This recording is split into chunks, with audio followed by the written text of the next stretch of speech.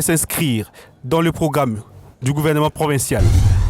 Dans la province du Kwilu, au sud-ouest de la République démocratique du Congo, les services nationaux des nouvelles, l'une des branches du ministère du Développement rural, attend fournir 40 centres de santé ainsi que 6 hôpitaux de cette région des énergies renouvelables.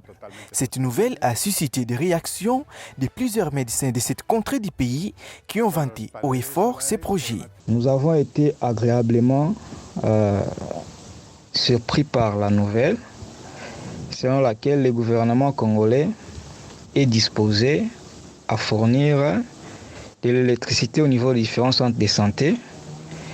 C'est une très bonne chose et nous souhaitons à ce que ces projets ne se limitent pas à la parole. Nous osons croire que ça sera effectivement le cas et nous encourageons ce genre de projets. Ce projet d'électrification est financé à 60% par un partenaire sud-africain. Le gouvernement provincial du Kwilu a accepté d'ajouter les 40% restants. Pour cet expert et chef des services des énergies renouvelables, l'heure est maintenant à la matérialisation du projet. Aujourd'hui, par rapport aux objectifs de développement durable, sans l'électricité, on ne peut pas se développer. Et même les institutions de santé sont touchées. Et donc, c'est un bon projet et nous pouvons encourager le ministre.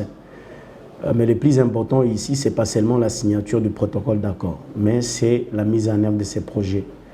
Selon Lakoumou, médecin généraliste à l'hôpital général de référence d'Idiofa, les manques d'énergie créent beaucoup de conséquences sur le plan sécuritaire, surtout dans des institutions sanitaires comme les centres de santé et des hôpitaux. Par conséquent, il est urgent de hâter les pas pour décanter la situation. Ce projet va beaucoup aider, principalement, je peux dire, au niveau de la prise en charge, la prise en charge médicale ou paramédicale et tout, et le reste.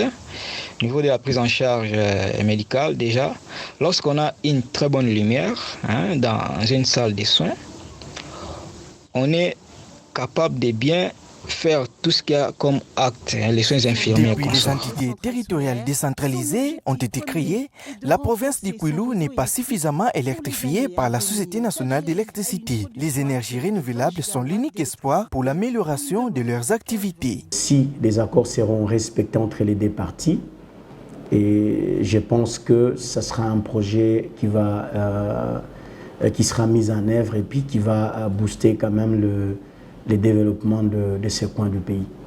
Notons que chaque territoire sera équipé de 8 centres de santé et un hôpital. Le coût global de ces projets est de 1 377 960 000 $ américains.